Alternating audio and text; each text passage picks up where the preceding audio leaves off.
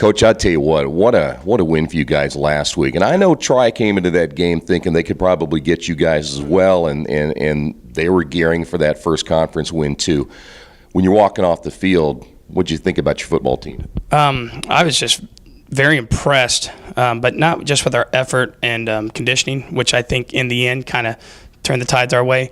But they came out and gave us a look we had not practiced at all, which I kind of anticipated they might do. He's always got a bag full of tricks. He did it on both offense and defense. They came out and were in a shoot and were motioning, and we had not worked on any of that. So they came out and hit us in the mouth in the first quarter. Actually controlled the whole first quarter, and they were up 7-0 or 6-0, I believe, at the end of the first quarter.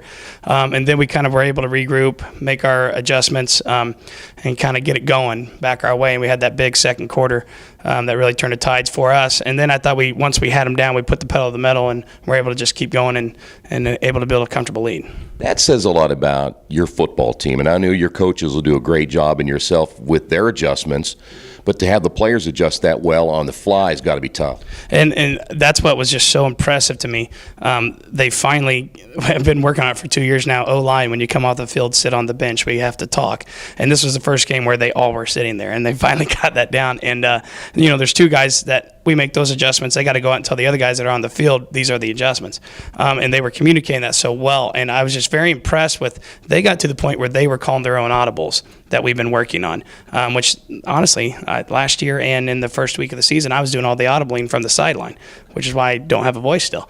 But they started doing it on their own, and I saw something, flip, and I was very impressed, and I hope we can continue to build on that, and I think we will. And I think it has a lot to do with the preparation that you come out here and set up and you hear us in there. I think they're doing all the right things off the field that's getting us prepared for our opponents. I'll tell you what, too, and just I'm thinking about all the players I've talked to, and you have a lot of very good players that I think have bought in and said, you know what, they're realizing what you're telling them works. Yeah, that's what I think the look on their faces when I came into the locker room after the game is kind of what sold it for me. They were happy that they were seeing the fruition of everything they've been working for, and it's starting to click, and they understand it now, I think. And that's what, honestly, this week coming into Shenandoah, last year I was scared to death because I knew we weren't disciplined enough to handle this offense. This year I'm confident that they're going to do their jobs, and they're going to be prepared, and they're going to be able to basically play disciplined football. I saw the statistics, and that doesn't say everything, but it looked like to me on both sides of the football, you got a lot of good play from a lot of excellent position players because it was a team win, and so everybody really stepped in and made a contribution. And that's what's great. With our wishbone offense, we're a three-headed horse in the backfield there, and we had contributions from everybody. And Cody Witham didn't have very many carries, but if you were watching the game, there were bodies flying everywhere as he's leading the path. And Chris and Reese were really flying through the holes and running hard and falling forward, 3 yards in a cloud of dust. And I cannot speak enough about our O-line. Just, great technique, finishing blocks. We were able to mix up the count and get out there and do the things we need to do. And our wide receivers even had great blocks up and down the field. And then defensively, I just gave this big speech about how our D linemen don't need to make tackles. They just need to keep the linemen off the linebackers. Well, then you go out there, and we had 3 of them with 12 tackles and 1 with 8 tackles. We had 5 total sacks. Our linebackers had a total of 15 tackles. If you go back and watch the film, our D linemen had a bunch of tackles because our linebackers were unblocked, and the running backs kept cutting back into our D line, and they were finishing them off. So it was a great team effort, and they're starting to see the technique we're trying to do with building the wall and playing laterally on the defensive line instead of running upfield and creating holes. And it's starting to just click for them, and I'm really excited to see where it can go from here. Coach, this Shenandoah football team, and man, I heard you talking about them, and there's no doubt about it, they're very good. Is this a signature game for you guys, especially this early in the season? Absolutely. This is one that I can tell you I circle because as a coach, I look at this. This will tell me where our team's at because to beat Shenandoah, you have to be technically sound and you have to play disciplined football. If you're undisciplined and you're out there looking in the backfield on defense, they're going to run right by you before you even know who has the ball. And this is a good measurement to tell me where we're at as a team. And I actually don't like that it's week 3. I'd like to have it later in the year to see where we're really at. But last year I could tell you that this game is the one that kind of turned it around for us to where the kids were like, okay, we need to start listening and figuring this out because what we're doing is not working. So I definitely circle this one on the calendar. They're a great program. They're one that you try to, build yourself up to, and it's a game that I know is going to tell us exactly where we're at. You go back to Delta, And the reason you scheduled that game, if I'm a outsider looking in, I'm thinking, well, why'd they do that? But now I get a pretty good idea why, because you saw a really good Delta team. You come back, you beat a Tri team that threw a couple of wrinkles at you, and you handled both of those. Those two games prepare you for this. Yeah, exactly, for this matchup.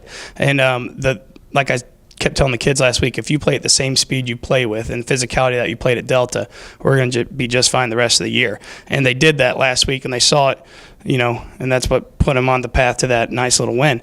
And I think we do the same thing this week. We're going to be just fine. I know Shenandoah is replacing a lot of guys. They lost some really good football players, but I do know they have a lot of skill back. And once again, they're the next man up type of program where there's someone else waiting in the wings that's pretty good at football. So if we continue to build off of what happened at Delta and off the mental upgrades we made last week, I do think that we can go out there and give Doe a game, possibly come out of there with a win. What will they try to do against you? What is kind of their mantra? Well, they run. They're very good. They run that double wing where they're motioning. They got the bow motion and the arrow motion, and basically, if you catch yourself defensively looking back there in the backfield, you're not going to know who has the ball. We actually don't even use a football this week in practice. We run all the plays without a football to make sure everybody gets to their assignment. So there's 3 people getting tackled every play. The scout team kids, I don't know if they look forward to it, but it's actually a fun week for me because I love preparing for a team like this because it is a little more in depth and it takes a lot of time. My wife doesn't like this week so much. She hasn't talked to me yet, but I love playing Shenandoah. And then defensively, they're just very sound. They're very technical. They don't have to blitz a lot. They don't do a lot of things. They just rely on technique, and they're kind of the same way. Their D-line slants and looks to play laterally, and they let their linebackers fly up, and it's going to be a smash-from-mouth football game. Yeah. Not to give anything away, but do you see some things that you guys feel comfortable that you can go against them and get some points on the board? Yeah, I do, and more so than in years past. I do think that they're going through some growing pains with some people transitioning in, and it's not going to be trick plays or anything. One thing I know about them, and I know they remember me from Cecina, is they're going to take my trap away. I love running the trap play, so I got to find other ways to A, run my trap because I'm going to run it, and B, it's things I can counter off that. And Coach McCaslin over there has done a great job. He's a Centerville graduate. I don't know if many people know that. So I know he's always checking on the Bulldogs too. But he's their defense coordinator. I gone against him a couple times when I was at Cecina, and I got to go against him last year. And I think it's going to be a nice little chess match out there this weekend. How fun is this week for you guys? Though I know you said you look forward to it because of the strategy and everything, but it seems like the kids are amped up as well. They are amped up, and I think it's because they saw this year something they feel differently, and they see that things are working, and I think that they're understanding the coaching now. Whereas last year they were just doing what they were told. I think now they're starting to understand and become students of the game, and I think they're really excited for the same opportunity too. And I can just see it in the way that our meetings are going and the questions they're asking. It's very pleasing to me because I know that they're going to be able and ready to take on the Shenandoah football team.